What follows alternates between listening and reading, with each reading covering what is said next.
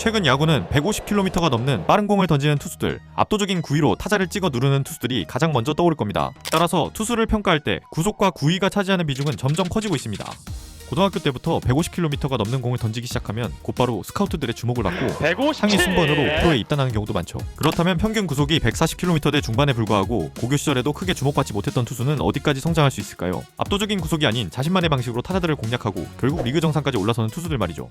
모두가 더 빠른 공을 향해 달려가는 지금, 공의 움직임과 구종 조합, 그리고 타자와 싸우는 방법으로 KBO 리그를 뒤흔들고 있는 투수가 있습니다. 바로 두산의 최민석입니다. 오늘은 최민석이 어떻게 지금의 투수가 됐는지 이야기해보겠습니다.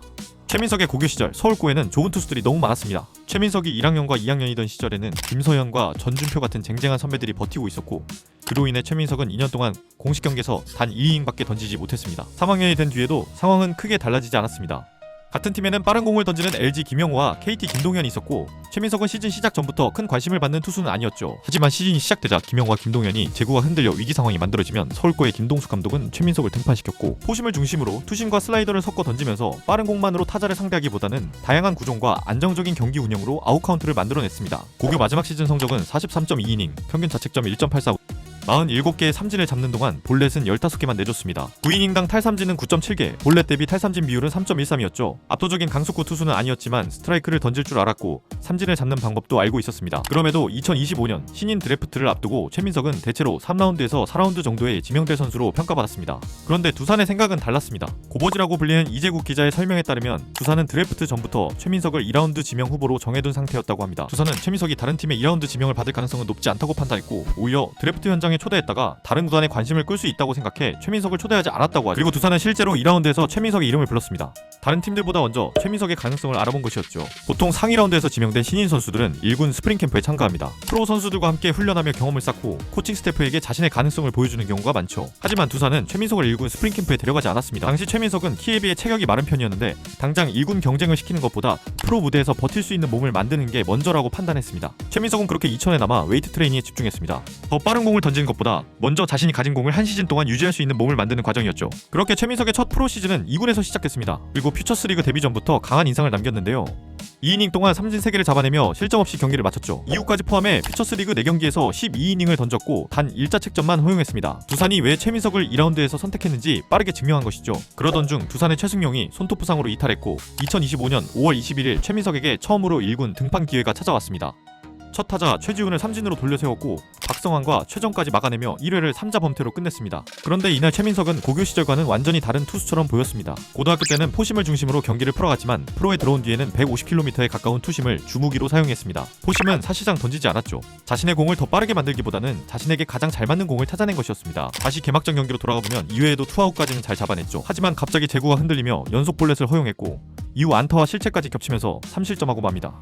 신인 투수라면 충분히 무너질 수 있는 상황이었지만 최민석은 타자를 피하지 않았습니다. 3회와 4회에도 계속해서 공격적으로 스트라이크 존을 공략했고 최종 기록은 4이닝 3실점. 완벽한 데뷔전은 아니었지만 고졸 신인의 첫 등판이라고 보기에는 타자를 상대하는 방식이 상당히 과감했습니다. 그리고 다음 등판에서 최민석은 KT를 상대로 5이닝 무실점으로 데뷔 첫 승을 기록합니다.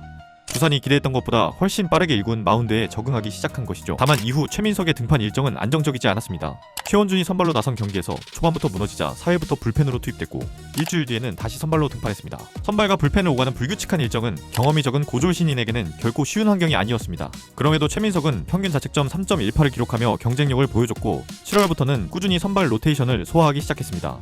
하지만 시즌이 길어지자 조금씩 문제가 나타났습니다. 가장 먼저 체력이 떨어졌고 구위와 제구가 동시에 흔들리기 시작했죠. 이렇게 연쇄작용으로 시즌 초반보다 피안타와 실점이 늘어났습니다. 투구 패턴의 한계도 나타났죠. 최민석은 투심과 슬라이더에 대한 의존도가 상당히 높은 투수였는데 2025 시즌 구종 구사율을 보면 투심이 52.5%, 슬라이더가 35.4%였습니다. 두 구종만 합쳐도 전체 투구의 약 88%에 달했습니다. 사실상 투심과 슬라이더로 경기를 풀어가는 투수였죠. 투심은 우타자의 몸쪽으로 강하게 파고들었고 슬라이더는 반대 방향으로 빠져나갔습니다. 두 구종의 움직임 자체는 좋은 조합이었습니다. 하지만 아무리 좋은 공이라도 반복해서 보다 보면 타자들은 적응하기 시작합니다. 최민석은 결국 3승 3패 77.2이닝 평균 자책점 4.40으로 데뷔 시즌을 마쳤습니다. 기록만 놓고 보면 압도적이라고 말하기는 어렵습니다. 하지만 고등학교를 졸업한 지 얼마 되지 않은 신인이 첫 시즌부터 77이닝 이상을 던졌고 성적 이상의 가능성을 보여준 시즌이었죠. 다만 최민석이 한 단계 더 성장하기 위해서는 해결해야 할 과제가 있었습니다. 첫 번째는 풀타임 선발로 버틸 수 있는 체력, 그리고 두 번째는 투심을 뒷받침할 새로운 구종이었습니다. 마무리 캠프와 비시즌 동안 새롭게 익힌 구종, 바로 커터였습니다. 처음에는 단순히 투심을 보완하기 위한 구종이었습니다. 하지만 생각보다 빠르게 손에 익었고 커터는 최민석의 투구를 완전히 바꿔놓기 시작했습니다. 그 이유는 투심과 커터의 관계에 있습니다. 두 구종은 변형 패스트볼로 타자의 눈에는 비슷한 속도로 날아오면서 릴리스 지점도 비슷하고 공이 날아오는 초기 궤적도 거의 같습니다. 그런데 타자 앞에 도달할 때 두 공의 움직임은 완전히 달라지죠. 투심은 우타자의 몸쪽으로 파고들고 반대로 커터는 바깥쪽 방향으로 움직입니다. 같은 지점에서 출발한 두 공이 홈플레이트 근처에서 서로 반대 방향으로 갈라지는 것이죠. 타자 입장에서는 공이 손을 떠난 직후 어느 구종인지 판단하기가 쉽지 않습니다. 투심이라고 생각하고 스윙을 시작하면 공은 반대 방향으로 달아나고 커터라고 생각하면 투심이 몸쪽 깊숙이 파고듭니다. 이것이 2025 시즌의 최민석과 지금의 최민석을 가르는 가장 큰 차이이죠. 그렇다면 그동안 KBO에는 투심과 커터 같은 변형 패스트볼을 중심으로 던진 투수가 없었을까요? 투심으로 유명한 치리노스와 네일, 소영준 등이 있지만 이 가운데 최민석과 가장 비슷한 구종 비율을 보여주는 투수는 소영준입니다. 두 선수 모두 투심과 커터의 합계 비중이 약 70%에 달하죠. 하지만 투심의 결과에는 큰 차이가 있습니다. 올 시즌 소영준의 투심 피안타율은 우타자 상대 3할 1푼, 좌타자 상대 2할 8푼 1리입니다. 반면 최민석은 우타자에게 일할 때 좌타자에게는 2할 6리의 피안타율을 보여주고 있습니다. 같은 투심이지만 공의 움직임이 다른데 최민석의 투심이 횡으로 크게 움직이며 타자의 배트 중심을 비껴가는 형태라면 소영준의 투심은 아래로 가라앉는 종적인 움직임이 더 강합니다. 이 차이는 커터와의 조합에서도 더욱 뚜렷하게 나타납니다. 최민석의 투심과 커터는 타자가 공을 판단하는 순간까지 불과 2.7cm 차이로 거의 같은 궤적을 그리지만 홈플레이트에서는 15.2cm까지 벌어집니다. 반면 소영준은 판단 순간부터 이미 두 구종이 13.8cm나 떨어져 있어 타자가 비교적 일찍 구종을 구분할 수 있죠. 이러한 피치 터널링이 타자의 구종 판단을 늦추고 최민석이 더 낮은 피해 안타율 기록하는데 중요한 역할을 하고 있는 것으로 보입니다. 고교 시절 최민석은 150km가 넘는 공으로 주목받은 투수가 아니었습니다. 드래프트를 앞두고 최고 수준의 유망주로 평가받았던 것도 아니었죠. 하지만 최민석은 자신에게 맞는 공을 찾았고 고교 시절 중심이었던 포심을 사실상 내려놓고 투심을 선택했습니다. 더 빠른 공을 던지는 투수가 되기보다 자신이 가진 공을 더 효과적으로 활용하는 투수가 된 것이죠. 빠른 공으로 주목받지 못했던 투수, 드래프트 현장에도 초대받지 못했던 투수, 그 투수는 이제 KBO 리그에서 가장 상대하기 어려운 투수 중 한 명이 되어가고 있습니다. 최민석이 앞으로 또 어떤 새로운 무기를 만들어낼지 그리고 지금의 투구를 어디까지 발전시킬지 지켜보시죠. 오늘도 끝까지 봐주셔서 감사합니다.